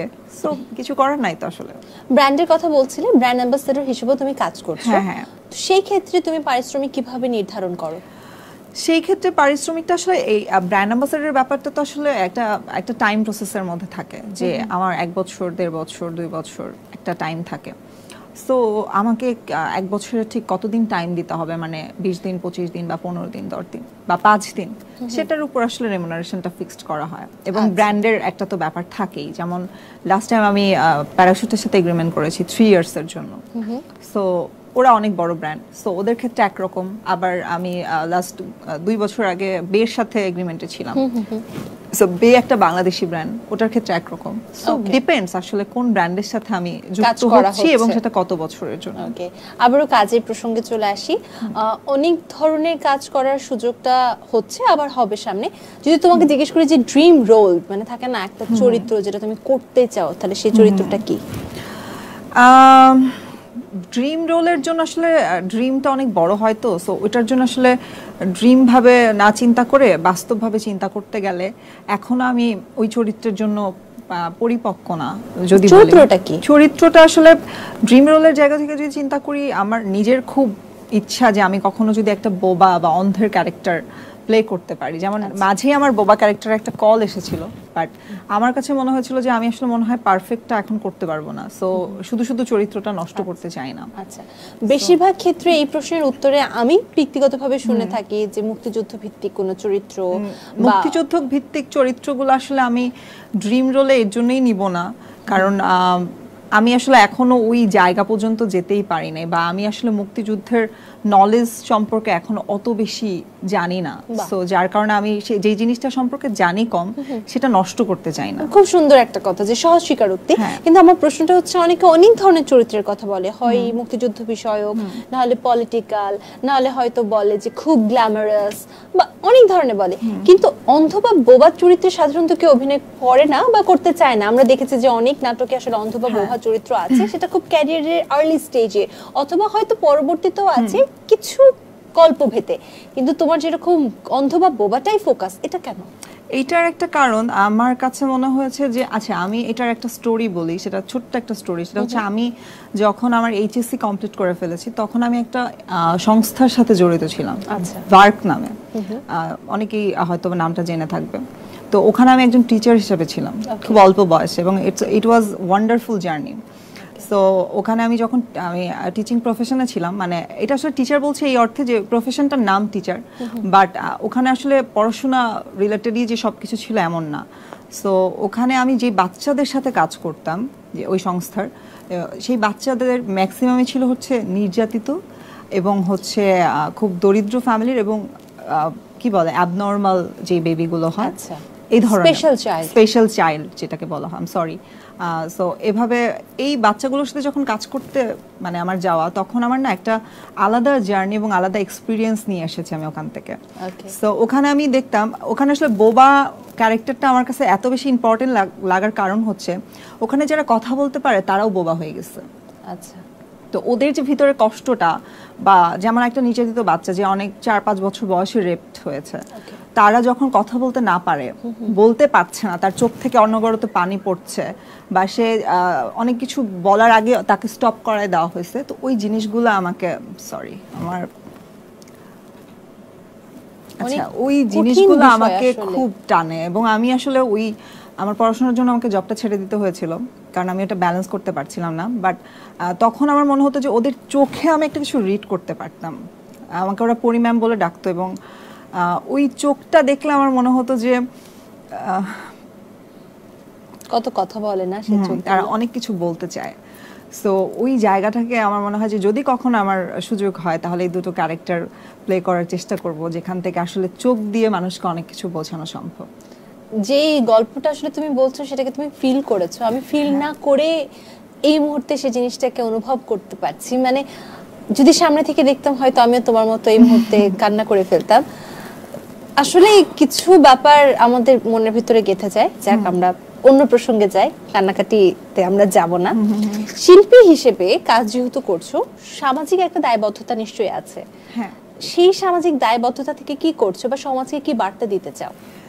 শিল্পী হিসেবে তো অনেক দায়বদ্ধতা থাকে। যদি বলি তাহলে আসলে সমাজের এখন দেশের যে পারিপার্শ্বিক অবস্থান, সেই জায়গা থেকে বলবো যে সবাই আসলে একটু প্ল্যান করে দেশের জন্য যেটা ভালো হয় সেটা করার চেষ্টা করবে, এবং যদি এরকম কোনো অপরচুনিটিস আসে সেটাও করব। ওকে, দেশের প্রসঙ্গ আসতে কিন্তু রাজনীতির প্রসঙ্গ ঢুকে যাচ্ছে। একটা ট্রেন্ড মাঝে লক্ষ্য করছিলাম, যেন অভিনয় করার একমাত্র কারণ হচ্ছে পরবর্তীতে রাজনীতি করা।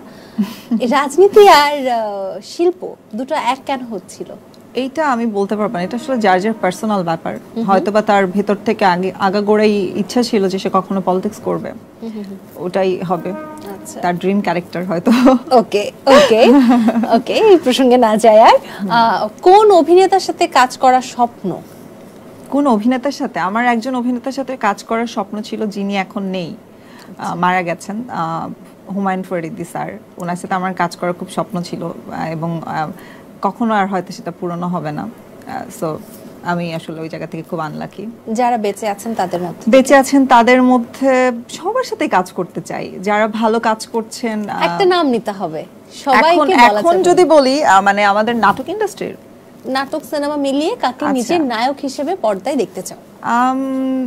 সিনেমায় যদি বলি তাহলে তো আসলে অবশ্যই সাকিব খান, এবং নাটকে যদি বলি তাহলে আমার নিশু ভাইকে খুব ভালো লাগে, কারণ ওনার মধ্যে একটা ফরিদি ভাইয়ের ধাঁচ আছে।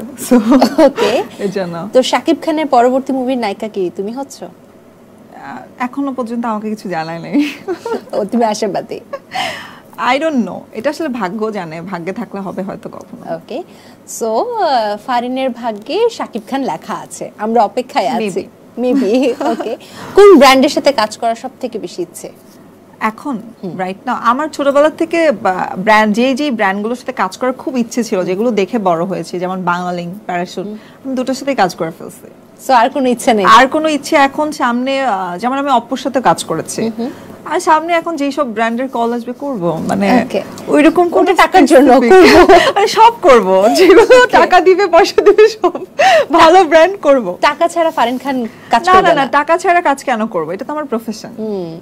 তোমার শক্তি কি? আমার শক্তি হচ্ছে আমি লয়াল। এটা তোমার শক্তি? হ্যাঁ, আর তোমার দুর্বলতা? আমি অনেক বেশি ইমোশনাল। ওকে, শক্তি হচ্ছে লয়াল আর ইমোশনাল হচ্ছে দুর্বলতা। দুটোকেই বাদ দিয়ে দাও, তাহলে দেখবে নতুন ফারিন খান তৈরি হচ্ছে। আচ্ছা, তোমার তো অনেক কাজ হয়েছে, এখন পর্যন্ত তোমার সেরা কাজ তুমি বলছিলে কোনটা হবে? আজান। এখন পর্যন্ত আসলে আমার তো অনেকগুলো সেরা কাজ হয়েছে। যদি আমি স্টার্টিং বলি তাহলে অমি ভাইয়ের ফিমেল 3 ছিল। তারপরে আমার সবথেকে পছন্দের এখন পর্যন্ত মানে কাজ হচ্ছে ঠিকানা, মুশফিকার ফারহান ভাইয়ের সাথে, যেটা এবং যেটা আজকে 10 মিলিয়ন হয়েছে।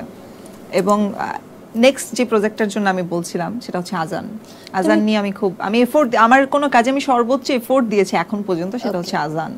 ওকে, তো এটার জন্য তুমি আসলে খুব আশাবাদী এবং এই প্রজেক্টের জন্য তুমি অনেক বেশি স্বপ্ন দিয়ে কাজ করেছো, তাই তো? হ্যাঁ, অনেক স্বপ্ন দিয়েছি, কারণ আমার আশপাশের এই প্রজেক্টের সাথে যারা সম্পৃক্ত ছিল প্রত্যেকেই আসলে প্রজেক্টটা নিয়ে খুব স্বপ্ন দেখেছে। তো আমি চাইনি যে আমার জন্য তাদের স্বপ্নটা নষ্ট হয়ে যাক।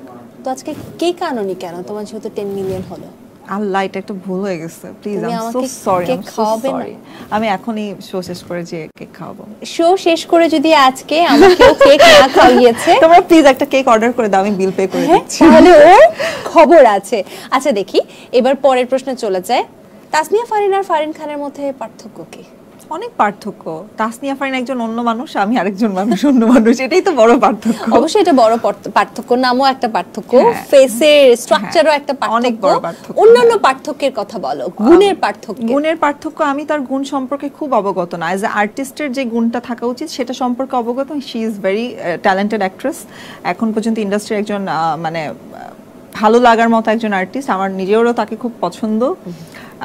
আমিও চেষ্টা করব তার মতোই ভালো কাজ করার, এবং সে আমার সিনিয়র। কি কিউট কিউট কথা। কখনো বিপাকে পড়তে হয়েছে নামের মিলের জন্য? অনেকবার, এই এখনই বিপাকে পড়লাম তো মাত্র। আচ্ছা, কি কি ইন্টারেস্টিং বিপাকে পড়েছো? ইন্টারেস্টিং বিপাকে হচ্ছে যেমন অনেকবার কল এসেছে এরকম যে আপু কালকে কিন্তু সকাল 6টায় কল টাইম। এখন আমার কালকে সকালে শুটিংই না, আমি ভয় পেয়ে গেছি। সকালে কল টাইম, কিসের কল টাইম ভাই, কি হয়েছে বলেন তো, ডিটেল বলেন। তো তখন বলতেছে আপু আপনি তাসনিয়া ফারিন না? আমি বলছি না, এরকম তো কিছু না। এবং আমার মনে হয় ফারিন আপু এটা ফেস করেছে হয়তো দুই একবার। ওকে ওকে, ইন্টারেস্টিং। যেমন আমারও একটা মজার অভিজ্ঞতা আছে। ইন্ডাস্ট্রিতে কোনো একজন শেফ আছেন তমা নামে, সো আমাকে যখন অন্য কোনো শেফ এখন কল দেয় আমি বলি আমি রন্ধন শিল্পী তমা না, ধন্যবাদ। কারণ সেম সেম নাম, আমার মনে হয় এরকম একটা বিপাকে সবাই পড়তে হয় সিমিলার নাম থাকলে। হ্যাঁ একদম। তুমি কি হতে চাও, সেলিব্রিটি না অভিনেত্রী? অভিনেত্রী। তুমি তো সেলিব্রিটি হয়ে গেছো। আমি অভিনেত্রী হওয়ার চেষ্টায় আছি, আমি এখনো সেলিব্রিটি হইনি, তাহলে আমিও ভাইরাল থাকতাম। আচ্ছা, তোমাকে কিভাবে ভাইরাল করব একটা কথা বলে দাও। আমাকে ভাইরালই করো না প্লিজ। না, ভাইরাল করতে চাই। আচ্ছা, এবার একটা মজার সেগমেন্টে যাই। যাহা বলিবে সত্য বলিবে, এই সেগমেন্টে কোনো প্রকার মিথ্যা বলিতে পারিবে না। হ্যাঁ, শুধু উল্টাপাল্টা কোশ্চেনগুলো না করলেই হবে আর কি। আমি যে প্রশ্ন করব তুমি চাইলে স্কিপ করতে পারবো না। স্কিপ করতে পারবা না, তুমি চাইলে সেটা তোমার বুদ্ধি দিয়ে উত্তর দিতে পারবে, কিন্তু সঠিক উত্তর দিতে হবে। থাকে না আমরা সময় আমরা পাজল করে দিই, উত্তরটা দিয়ে মানুষ বুঝে না, পরে বুঝে ও এটা বললো। তুমি দেখবো। ওকে, আমি ট্রাই করছি। কার বুদ্ধির জোর বেশি? তোমার নাকি আমার? তোমার নাকি ফারিন? তোমার ভার্সেস ফারিন হবে। চলো এবার, প্রেমের প্রস্তাব কতগুলো পেয়েছো? অনেক তো, প্রতিদিন পাই। সত্যি কথা, আমি ছোটবেলা থেকে একটা নায়িকা মুডে সবসময় ঘুরতাম। আমার স্কুল লাইফ প্রেম মানে প্রেমের প্রস্তাব দিয়ে ভরপুর। আমি প্রথম প্রেমের প্রপোজাল পেয়েছি তখন মনে হয় আমি কেজিতে পড়ি। কেজিতে? হ্যাঁ, মানে ছেলে আমাকে কেজিতে হচ্ছে আমরা প্রথম দেখবে যে বানানটা শিখতেছি, রাইট? এক্স্যাক্টলি। সো আমাকে একটা ছেলে, এখানে আমি ওইখানে তুমি, এরকম করে একটা চিঠি লিখেছিল। পরে সেই চিঠি আমার খালামণি পেয়ে যায়, মানে পেয়ে যায় বলতে আমাকে চিঠিটা দেওয়ার জন্য আমার পিছনে পিছনে আসছে। তো আমার খালামণিটা দূরের থেকে দেখেছে, দেখে এসে আমাকে বলতেছে কি হয়েছে। আমি কাঁদতেছিলাম, আচ্ছা, কেন? আমার খালামণি বলে বিকজ আমাকে চিঠি দিচ্ছেন, ভয় পেয়ে গেছি। ওকে, তুমি কেজিতে বুঝতে যেটা চিঠি? হ্যাঁ, চিঠি কেন বুঝবো না ভাই, আমরা অনেক পাকনা জেনারেশন। তো আমার খালামণি বলছে কি হয়েছে, আমি বলছি সবথেকে বড় কথা চিঠিটা বড় কথা না, ছেলের অ্যাপ্রোচটাই ভয় পাওয়ার মতো ছিল। আচ্ছা, মানে ও খুব ফোর্স করতেছিল নিতেই হবে এটা তোমাকে। কেজিতে পড়া ছেলে? হ্যাঁ, এবং 3-4টা বন্ধু বান্ধব নিয়ে ওকে স্কুলের সামনে। তো দেন এবং সে এখন আমার একটা ফ্রেন্ডের হাজবেন্ড, শি নোজ এভরিথিং। সেই ফ্রেন্ডও কি কেজিতে পড়তো একসাথে? না না না, ওই ফ্রেন্ডটার সাথে আমার আবার হচ্ছে ফ্রেন্ডশিপ হয় অন্য একটা স্কুলে, যে পরবর্তীতে ওরা বিয়ে করে ফেলছে। মানে কি পরিমাণ মিল। তারপর আমার খালামণি দেখেন, আমার খালামণি এসে ওই ছেলেকে একদম জোরে সোরে একটা থাপ্পড় মেরে দেয়। এই কেজি ছেলেকে কিছু করেন না। আমার খালামণি সে খুব সিরিয়াস মানুষ ভাই, সে অনেক এগুলো খুবই মানে পছন্দ করে না। বিশ্বাস করো, আমার সামনে এটা হলে আমি আগে মাথা ঘুরে পড়ে যেতাম। এই ছেলে বোঝে কি মাত্র কেজিতে পড়ে। মানে না না, ছেলেটা কেজিতে ছিল না, আমি কেজিতে ছিলাম। ছেলে আমার সিনিয়র ছিল। কতটুকু? মেবি ও 3-4 এ পড়তো। ও তাহলে ঠিক আছে, আমি তো ভেবেছিলাম ছেলেটাও কেজিতে। না না না, ও আমার ক্লাসমেট ছিল না, ও আমার সিনিয়র ছিল। তাহলে ঠিক আছে, আরো বেশি হও ছোটবেলা থেকে নায়িকা। আচ্ছা, জীবনে কতগুলো প্রেম করেছো? জীবনে আমি একদম যদি বলি প্রেম করেছি, প্রেমের মতো প্রেম করেছি, তাহলে হচ্ছে টোটাল 2টা। প্রেমের মতো প্রেম করেছো, কি কি আছে এর ভেতর? মানে প্রেম বলে যেটাকে, একদম মানে হয় না যে দেখে লজ্জা পেয়েছি, দেখে শাই ফিল করার পরে আবার মনে হচ্ছে ওকে কান্না কান্না পায়, কষ্ট লাগে না দেখলে। এটা 2টা করছে। 2টা করেছে? হ্যাঁ। কারা তারা? তারা আমার প্রেমিক। দুজন তোমার প্রেমিক এখন? না না না, এক্স প্রেমিক। এক্স প্রেমিক, সেটা বলো, আমি তো ভয় পেয়ে গিয়েছিলাম। কোনটা স্কুলে আর কোনটা কলেজে? দুটোই কলেজ লাইফের পরে। দুটোই কলেজ লাইফের পরে? আমি আমার স্কুল কলেজ পর্যন্ত এটা ইউনিভার্সিটিরও মানে এই যে শেষের দিকে এসে, মানে অনেস্টলি বলতে তোমাকে একটা জিনিস জানাই, সেটা হচ্ছে যে আমার ইন্ডাস্ট্রির অনেকে জানে, যারা আমার পুরানো সার্কেল বা পুরানো যারা আমাকে চিনে, তারা অনেকে জানে আমার সাথে আমার মা সব সময় ঘোরাফেরা করে। আম্মু অলওয়েজ আমার সাথে দৌড়াদৌড়ি করে। রিসেন্টলি আম্মু একটু সিক হয়ে গেছে বলে কম মুভ করছে বা আসে না আমার সাথে, বা এখন মনে করে যে ওকে ঠিক আছে, ও এখন একটু বড় হচ্ছে, ওকে একটু একা ছাড়া উচিত। তো তারপরেও তো আমার গাড়ির ড্রাইভার তো আছেই একটা, সে তো সব ধরনের ইনফরমেশন সারাক্ষণই পাসিং করতে থাকে। তো আমি আসলে আম্মুর সাথে সবসময় থাকতাম, যার কারণে প্রেম করার সুযোগটা আমার কম ছিল। আচ্ছা, সেটা না থাকুক, এই যে দুইজন বললে ইউনিভার্সিটি শেষের দিকে, মানে এখনো একজন আছে? না, দুটোই শেষ। এখন কে আছে? কেউ নাই জীবনে। এখন আমার প্রেম, আমার কাজ। মিডিয়ার কে তোমার প্রেমিক ছিল? মিডিয়াতে আমি কখনো প্রেম করি নাই। কেন? সবাই তো দেখি মিডিয়াতেই প্রেম করে। না, আমার কখনো মিডিয়াতে প্রেমটা আসে নাই, মানে প্রেমটা মিডিয়ার বাইরেই হয়েছে। ওকে, তারা কি চাকরি টাকরি করতো? তারা কি করতো সেটা তো আমি এখন বলতে পারবো না। এখন কি করে মানুষের যোগাযোগ? তখন কি করতো? তখন তো পড়াশোনা করতো। ও আচ্ছা, ক্লাসমেট? না, ক্লাসমেট না, সিনিয়র। কয় বছরে হবে? 2-3 বছরে। ইউনিভার্সিটি কি হবে এগুলো জানে? আমি জানছি, সেম ইউনিভার্সিটির না। কিভাবে পরিচয় হয়েছে? একজনকে আমি আমার একজন প্রেমিককে আমি আসলে চিনি না, এখনো দেখিই নাই বাস্তবে, শুধু ফোনে প্রেম হয়েছে। তুমি মডেল দেশের বাইরে থাকে আসলে। আর আরেকজন প্রেমিকের সাথে আমার দেখা হয়েছে, সে আমার মানে আমরা সেম ইউনিভার্সিটিতে পড়তাম। ওকে, এখন আমি ওই ইউনিভার্সিটিতে আর নেই, এবং সেও এখন নেই। শেষ। ব্রেকআপ কেন হলো? আমার ব্রেকআপ, আমি আসলে ব্রেকআপ কখনো বাজেভাবে করি না। আমার দুটো ব্রেকআপই খুব সুন্দরভাবে হয়েছে। এখন তোমরা ফ্রেন্ড? না, আমরা ফ্রেন্ডও না। বাট আমি কোনোদিন মানে আমি খুব ঝগড়াটা টাইপের মেয়ে না। আমি খুব সোজাসাপটা কথা বলতে পছন্দ করি। যখন আমার কাছে মনে হয় যে আমি এখানে শান্তি পাচ্ছি না, আরাম পাচ্ছি না, ওকে আমি ওই জায়গাটা ছেড়ে দিই। স্পেসিফিক কোনো রিজন ছিল না যে ব্রেকআপ করার? এরকম কোনো সিরিয়াস রিজন ছিল না। ব্রেকআপটা আসলে ব্রেকআপ কি ওইভাবে আসলে ব্রেকআপও হয় নাই, যে জাস্ট মনে হয়েছে যে আসলে আমাদের দুজনের মিলতেছে না, বন্ডিং শেয়ার করতে পারছি না। ওকে ঠিক আছে, থ্যাংক ইউ সো মাচ, আল্লাহ হাফেজ। দেন হি সেড ওকে, আল্লাহ হাফেজ, দ্যাটস ইট। ওকে, অত কমপ্লিকেশন আমার জীবনে নাই। ওকে, আমরা এক কাজ করব, কেটে কেটে ওই ব্যাপারগুলো রাখবো। আমার দুটো বয়ফ্রেন্ড, দুটো প্রেম, হ্যাঁ, একটা ইউনিভার্সিটিতে, একটা বিদেশে, আমরা কেটে কেটে এগুলো রেখে দিব। রাখো। ঠিক আছে, এটা মজা হবে। আচ্ছা, পেশা হিসেবে অভিনয়কে কেন বেছে নিলে? কারণ ওটা আমার ভিতর থেকে মনে হচ্ছে আমি করতে পারবো। আমার অভিনয় করার মতো কিছু গুণ হয়তো বা আমাকে আল্লাহ দিয়েছিল, যেটা আমার কাছে মনে হয়েছিল এর সাথে যদি আমি আরো কিছু যোগ করি হয়তো বা এই জায়গাটাতে এই প্রফেশনটাতে আমি ভালো করতে পারবো। আর অন্য প্রফেশনের জন্য হয়তো বা আমার কাছে মনে হচ্ছিল স্ট্রাগলটা বেশি, ভাই ওটা আমি পারবো না। টাকা কমের কথা কখনো ভাবি নাই। টাকা যে এই প্রফেশনে অনেক বেশি সেটাও তো না, কারণ এই প্রফেশনে টাকার থেকে খরচটা অনেক বেশি। তোমার সৌন্দর্য কিভাবে রক্ষা করো সেটা বলো। মেকআপটা ভালো করে ক্লিন করি, এটাই আমার সৌন্দর্য রক্ষার মেইন টিপস। আর ফিটনেসটা না একদম আমি জেনেটিক্যালি পেয়েছি। আমার দাদু বাড়ির সবাই হচ্ছে অনেক লম্বা লম্বা, আমরা অরিজিন বাঙালি না, আমরা অরিজিন হচ্ছে ইন্ডিয়ান। ওকে। আমার দাদি হচ্ছে কাশ্মীরের ছিলেন, ওকে। তো যার ফলস্বরূপ আমি আসলে ওই জেনেটিকটাই পেয়েছি। আমার দাদির মতো দেখতে আমাকে সবাই বলে, মানে এবং আমার এখন আমি তোমার ফেসে নোরা ফাতেহির মিল পাচ্ছি। ওফ, ইন্ডিয়া বলার সাথে সাথে একদম সাথে সাথে। আচ্ছা, বাংলাদেশে আমার জন্ম, মানে আমার বাবা অনেক আগে বাংলাদেশে চলে আসছেন এবং আমার দাদা দাদিও এখন বাংলাদেশেই থাকেন। দাদি আছেন, সো দাদি এখনো ওখানে যাওয়া আসাও আছে। সো ওই জেনেটিক্যালি পাওয়া। আসলে আমি কখনো কিছু মেনটেন করি না, আমার খুবই ফুডি এবং আমার ভাত খেতে খুব পছন্দ। আমি ভাত লাভার, লাইক আমাকে ডাল ভাত মানে ভর্তা দাও, আমি তাকে জীবন দিয়ে দিব। বিশেষ করে আমারও ডাল ভাত ভর্তা ডিম ভাজি ডাল চচ্চড়ি। ও মাই গড, থাক আমার ক্ষুধা লেগে যাবে। আচ্ছা ওদিকে না যায়। তোমার হাইট কত বলছিলে? তোমার আমার হাইট হচ্ছে 5'8". তোমার বাসার মানে সবথেকে লম্বা মানুষের হাইট কত? আমার বাসার সবথেকে খাটো আমি, মানে মেয়েদের আমার কাজিনদের মধ্যে সবাই 5'11" এরকম। ওকে, ঠিক আছে। মেয়েরা, ছেলেরা না। ছেলেরা কতটুকু? ছেলেরা সব 6'2", 6'1" এরকম।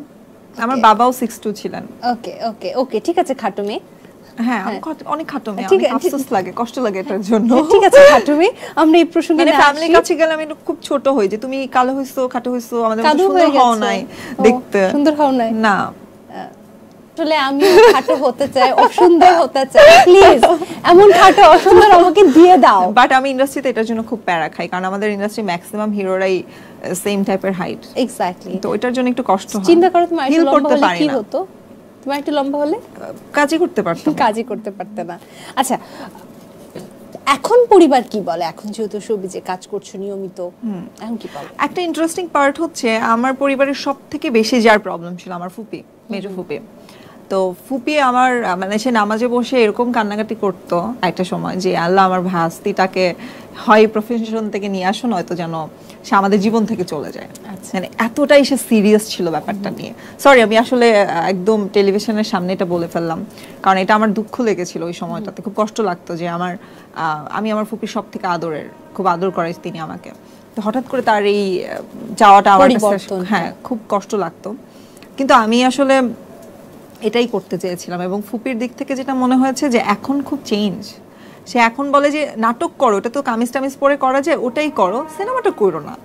বাট সে এইভাবে আর কি বলে, বাট দে আর পজিটিভ নাও, কাজ দেখে প্রশংসা করে, বলে ভালো করতেছো। আচ্ছা আচ্ছা, একটা প্রশ্ন আসলে তোমার কথার প্রেক্ষিতে আমি জিজ্ঞেস করি।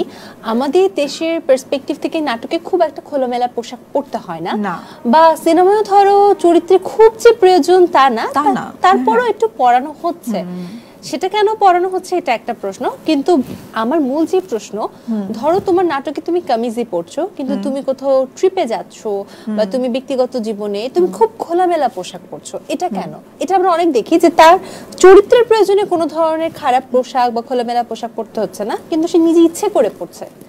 এইটা তো আসলে একদম ব্যক্তিগত, মানে চরিত্রের প্রয়োজনে পড়তেও হচ্ছে না, তাকে পড়ানো হলে হয়তো সে পড়বে, কিন্তু কেন সে বাইরে পড়ছে এটা তো আসলে টোটালি তার ব্যক্তিগত।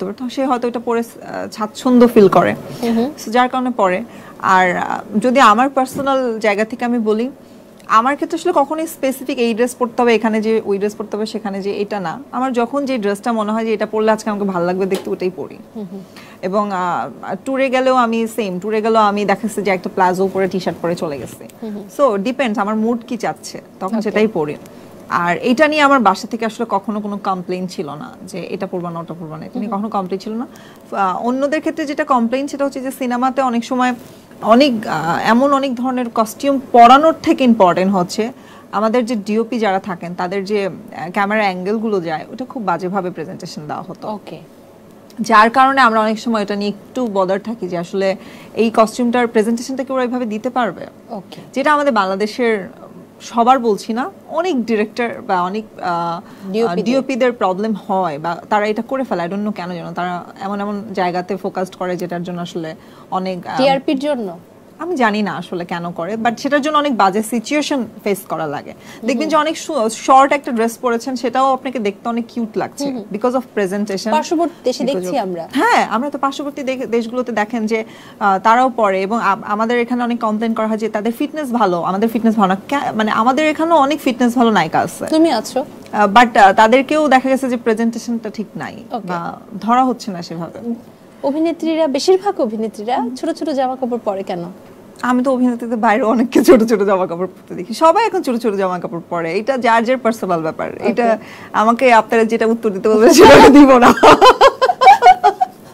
আচ্ছা ওকে, ক্লিপ ফেলে দাও, ফেলে দাও, লাগবে না। আচ্ছা এবার ভিন্ন প্রসঙ্গে যাই। তুমি বলছিলে যে তোমার পরিবার অনেক বেশি কনজারভেটিভ, কামিজ পরে যেন অভিনয় করতে পারো সেই পারমিশনটুকু দেয়, সেটা তুমি দিত, দেয় না, দিত একটা সময় দিত। তুমি তো কোনো কিছু এখন মানছো না। মানছি না কোনো কিছু, মানছি কি কি মানছি না, মানে পোশাকের ক্ষেত্রে তুমি তো নিশ্চয়ই কোনো বাধ্যবাধকতা মানছো না। তোমরা কি খুব চাচ্ছ একটু ভাইরাল হোক ব্যাপারটা? না, ব্যাপারটা আসলে দেখো, মানে তোমার সোশ্যাল মিডিয়া ঘাটলে যে ধরনের পোশাক পরে তুমি আসলে নিজেকে রিপ্রেজেন্ট করছো, সেই পার্সপেক্টিভ থেকে তোমার পরিবারের যে কনজারভেটিভ হওয়ার যে পার্সপেক্টিভ, বা তুমি বলছিলে আটকে রাখে, বা নামাজের পার্টিতে আসলে যে দোয়ার কথা বলছিলে। তুমি কি আমার ফেসবুক বা আমার সোশ্যাল মিডিয়াটা প্রপারলি দেখেছো কখনো? হ্যাঁ দেখেছি তো। তুমি কি দেখেছো সেখানে? ম্যাক্সিমাম যখন আমি ধরো কোনো বডিকন পরা থাকি বা কোনো ওয়েস্টার্ন পরা থাকি, দেখবা যে ওগুলো ম্যাক্সিমাম খুব মেকআপ না, এবং সেগুলো কোনো না কোনো শুটিং এর ম্যাক্সিমাম। আর তুমি যদি আমার পার্সোনাল ছবিগুলো দেখো, দেখবা ম্যাক্সিমাম টাইমই সেগুলো খুব ক্যাজুয়াল, লাইক কামিজ বা কুর্তিজ, বা যেটা আমি পার্সোনাল লাইফে পরতে কমফোর্টেবল। সো আমার শুটিং এর বাইরে আসলে খুব একটা ওয়েস্টার্ন পরা হয় না। আমি শাড়ি খুব পছন্দ করি। ওকে, আজকে পরেছি, হ্যাঁ ম্যাক্সিমাম ইন্টারভিউ তো বা বিভিন্ন জায়গাতে আমি ওটাই পরা ট্রাই করি। আর সামটাইমস আমাদেরকে ইন্টারভিউ থেকেও বলা হয় স্পেশালি যে আপু একটু বডিকন পরে আইসেন, বা আপু একটু ওয়েস্টার্ন পরলে সমস্যা নাই, আচ্ছা একটু খোলামেলা পরে আসেন, পরে আসতে বলে। মানে হয় কি অনেক সময় ওদের প্রোগ্রামের ধাঁচটার জন্যই হয়তো ওরা বলে, বা প্রোগ্রামটা ওইভাবে ওরা প্ল্যান করে। সো ওটাও তো আমার একটা শুটিং, ওটাও তো আমার একটা কাজ। ওকে, কাজের বাইরে আমি খুব একটা ওয়েস্টার্ন পরি না। ওকে, মানে কাজের জন্য ম্যাক্সিমাম আমার দেখবে সব ফটোশুটে যেগুলো আমার ওয়েস্টার্ন পরা ছবি, মানে ফেসবুকে যদি তুমি ভালো করে স্ক্রল করো দেখবে ম্যাক্সিমাম সবই খুবই আটশাট বেঁধে করা, একদম, হ্যাঁ একদম প্ল্যান করে। ওকে, তার মানে কাজের জন্য ছোট কাপড় পরতে সমস্যা নেই। কাজের জন্য ছোট কাপড় পরতে সমস্যা নাই এটা না, কাজের জন্য যদি কাজটার জন্য আমাকে ওই কাপড়টা আসলে যৌক্তিক হয়, মনে হয় যে পরা উচিত, ওই ক্যারেক্টারের জন্য ইম্পর্টেন্ট, তাহলে সেটা পড়তে হবে, কারণ এটা আমার কাজ, আমি তো এই প্রফেশনটাকে বেছে নিয়েছি। সো ওইটা তো আমি স্কিপ করতে পারি না, অ্যাভয়েডও করতে পারি না। ওকে, পরিবারের মানুষজনের সেটা প্রথম যখন দেখেছিল প্রতিক্রিয়া কি ছিল? ভয়ঙ্কর ছিল। তারা তো তারপরে কাজই বন্ধ করেছে প্রতিক্রিয়া দিয়ে। মানে যখন তারা আমার সিনেমা দেখলো বা জানতে পারলো, তা আমার সত্যি বলি মানে এতটাই কনজারভেটিভ যে আমার চাচারা কেউ বাসায় টেলিভিশনই নাই। আচ্ছা, তারা সিনেমা দেখবে তো অনেক দূরের কথা। এখন তোমাকে অ্যাকসেপ্ট করে তারা? হ্যাঁ, এখন তারা ভেরি নরমাল। বললামই তো যে জিনিসটা আসলে একটা 2 বছরের জার্নি গেছে যেখানে আমি তাদের সাথে স্ট্রাগল করেছি ব্যাপারটা নিয়ে। দে আর ভেরি নরমাল নাও। আসলে প্রবলেমটা কি, আমরা আসলে ইন্ডাস্ট্রি সম্পর্কে খুব কম নলেজ নিয়ে আছি, বা আমাদের অনেকেই আসলে ইন্ডাস্ট্রি সম্পর্কে এত নেগেটিভ ধারণা যে আমাদের পরিবারগুলোর দোষ নেই, তারা আসলে ওটা ভাবতে বাধ্য হয়। একদম। সো যখন তারা নিজ থেকে জিনিসগুলোকে দেখে তখন তাদের মেন্টালিটি চেঞ্জ হয় ডে বাই ডে। ওকে, অনেক গল্প হচ্ছে তোমার সাথে, এবার আর গল্পে যাব না, বরঞ্চ তোমার কিছু দুষ্টু কোকিল বন্ধু আছে তাদের গল্পে যাব। বাই দ্য ওয়ে, এই গানটা শোনাবে একটু? কোনটা? দুষ্টু কোকিল? এটা যেন কোন গান? আমাদের সাকিব ভাইয়ের নতুন গান। এক্স্যাক্টলি। আমি গানই গাইতে পারি না। আরে আজকে চেষ্টা করো, হয়ে যাবে। দুষ্টু কোকিল ডাকে রে কুকু কুকু কুকু, গানের ছন্দে বলো। পারি না, আরে চেষ্টা করো, পেরে যাবা। আমি আসলেই পারি না গান। আমি এখন না গান শোনালে আর আগাচ্ছি না। আমি পারি না, তুমি একটু শোনাও আমাকে, আমি শোনাচ্ছি। আমি আগে গানের কথা ছুড়ে দিয়েছি, এখন তো গানটা গাইতেই হবে। না, তুমি আমাকে যে সুরটা ধরে দাও। আমি ধরে দিব না, আমি তোমাকে শুনিয়ে দিচ্ছি মোবাইলে, তারপর তুমি গান গাও। মানে আমারই গাইতে হবে? হ্যাঁ, আমি আসলে পারি না, এবং লিরিক্সও পারি না। আরে ভুলটুল যা হয়। আচ্ছা, দুষ্টু কোকিল ডাকে রে কুকু কুকু কু। একটু স্টেপ দিয়ে দেখা। আমি পারি না। Okay, আচ্ছা। এইগুলো সম্পর্কে আমার নলেজ খুব কম। ঠিক আছে, যে মানুষটা ছোটবেলায় নাচ করতো সে এখন না, নাচতে পারি, ডেফিনেটলি নাচতে পারি, বাট আমি তো নাচের কোনো শোতে আসিনি, আমি কেন নাচবো এখানে? ফ্রি এত কিছু তো দিব না করতে। ওকে ওকে, ঠিক আছে, আমরা ফ্রি আর কোনো কিছু নিব না, বরঞ্চ আবারও প্রশ্নতে চলে যে এটা ফ্রির উত্তর পাবো। সো অনেক মানুষেরা তোমার ছবির নিচে অনেক ধরনের কমেন্ট করে, সো কিছু অদ্ভুত কমেন্টও আমরা দেখি যেটা তোমার দুষ্টু কোকিলরা করে, যেমন তোমাকে উত্তর দিবা, হ্যাঁ প্রত্যেকটার উত্তর দিবা। উত্তরই তো দিচ্ছে, আমি উত্তর দেইনি এখনো। না না না, এখন হচ্ছে একটু জটিল, তো জটিল পর্যায়ে না, একটু ভদ্রতার সহিত পারমিশনটা নিয়ে নিলাম। একজন লিখেছে যুব সমাজ ধ্বংস। যুব সমাজ ধ্বংস আমার ছবি দেখে? হ্যাঁ। তো যুব সমাজকে কোশ্চেন করো, আমাকে কোশ্চেন করে লাভ কি? কোন কোন যুব সমাজ ধ্বংস? ও কি যুব সমাজের কোনো বড় সড় নেতা টেতা হবে নাকি বলো তো? ওকে, কি স্যাভেজ বাবা। সুন্দর কিন্তু সমস্যা আছে। সুন্দর কিন্তু সমস্যা আছে? ও কিভাবে জানে? ও কি আমার পার্সোনালি চিনে?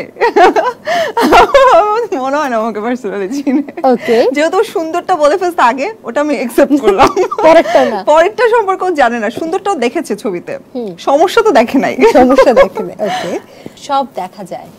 সব দেখা যায় তো সবই তো দেখা যাবে, চোখ আছে না, চোখ থাকলে তো সব দেখাই যাবে, চোখ দিয়ে তো আমরা সবই দেখি। ও যদি অন্ধ হতো তাহলে সব দেখতে পারতো না। আচ্ছা ওকে, হট মডেল হচ্ছেন, ভুলে যাবেন না আপনি একজন মুসলিম। আচ্ছা, ও মানে মুসলিম কি? আমি মুসলিম তো আমি হট মডেল হতে পারবো না, এটা এরকম কিছু বলেছে? এরকম কিছুই। ঠিক আছে, আমি মনে রাখবো এখন থেকে। ওকে, জঘন্যতম নিম্ন পর্যায়ে চলে গেছেন তো। এটাও বলছে আমাকে? মাই গড, কোথায় এইসব কমেন্ট চেক করা হয় না? কোথায়? দাঁড়া, আমি রেখেছি, আমি প্রমাণ রেখেছি, দেখাবো, প্রমাণ দেখাবো।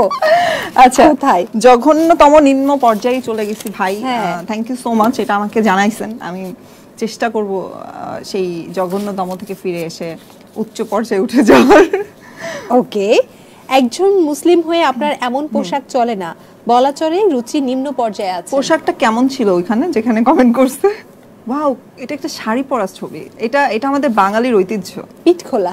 পিঠ খোলা মানে আমি একটা ব্লাউজ পরেছি যেখানে আমার মনে হচ্ছে আমি পিঠটা একটু বড় করে গলা দিয়ে পরবো। ওকে, আমার তো নরমাল লাগছে এটা খুব। ওকে, যত ভাইরাল হবে তত জামা কাপড় ছোট হবে।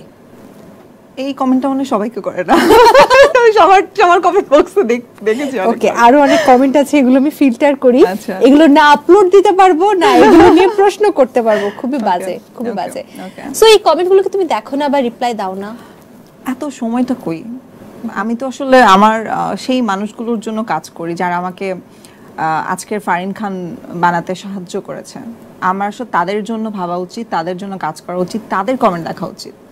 আমি তাদের কমেন্ট দেখতেই চাই না যারা আমাকে হেট করে, যারা আমাকে পছন্দ করে না, যারা আসলে আমার না যারা, তাদেরকে নিয়ে এত বদর কেন হবো?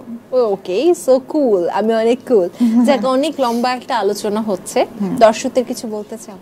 দর্শকদের উদ্দেশ্যে একটা কথাই বলবো, সেটা হচ্ছে যে আপনারা আমাকে বানাইছেন, মানে আমাকে তৈরি করেছেন, মানে আমি সাভার থেকে, সেই সাভারের একটা মেয়ে, একদম ছোট ছিলাম, তারপর এখন কাজ করছি, অনেক ভুলভাল করি, তারপর আমাকে আপনারা এত সাপোর্ট করেন, এত লাভ করেন। So thank you so much for everything. এইভাবে আমাকে ভালোবাসেন, সাপোর্ট করেন এবং আপনারা অনেক আরামে শান্তিতে বেঁচে থাকেন। ওকে, থ্যাংক ইউ যে তুমি আজ এসেছো এত ব্যস্ততার ভিড়ে, একটার পর একটা তোমার শুটিং এর শিডিউল দেওয়া, খুব ভালো লাগলো আজ। Thank you so much, thank you তোমাকেও। তোমার সাথে তুমি অনেক ভাইরাল একজন উপস্থাপিকা, তোমার সাথে কথা বলে আমার সেরকমটা একদম মনে হয়নি। খুব ভালো, খুবই নাইস, সুইট অনেক। Thank you. এটা কমপ্লিমেন্ট, প্লাউটা তোমার না, এটা একটু বলে দিও। আচ্ছা, এটা না অনেক বেশি কনফিউশন, কেন আমি জানি না। বেসিক্যালি একজন আপু, উনি ওনার হাজবেন্ডকে টিফিন বেড়ে দিচ্ছিল, তখন একটা ভিডিও করেছিল যে আমার হাজবেন্ডকে আমি দিচ্ছি প্লাউ, এন্ড দেন সবাই এটা শেয়ার করছিল। সো আমিও সরল মনে, আচ্ছা আমি সবার উদ্দেশ্যে বলেছি, এটা প্লাউটা আসলে তমা বলা নাই, ও একটা ভিডিওস করতে যে ওই ভাইরাল হয়ে গেছে, আমি ভাইরাল হয়ে গেছি, এখন সবাই মনে করে যে হ্যাঁ আমি আমার ভুল ঢাকার জন্য এটা বলছি, বাট না, আমার মনে হয় প্লাউ আপা অরিজিনাল ভিডিও লিখলে সবাই তার অরিজিনাল ভিডিওটা পাবে। প্লাউ আপা অবশ্যই এটা নিয়ে পদক্ষেপ নেওয়া উচিত। থ্যাংক ইউ সো মাচ, এসেছো, খুব সুন্দর একটা সময় কাটালাম তোমার সাথে। Thank you. সো ভিউয়ার্স, এই ছিল আজ আমাদের সোশ্যাল স্লেপস। আবারও দেখা হবে আগামী আয়োজনে নতুন অতিথিকে সঙ্গে নিয়ে। ভালো থাকুন, সুস্থ থাকুন সেই পর্যন্ত, আর দীপ্ত টেলিভিশনের সাথেই থাকুন। আল্লাহ হাফেজ।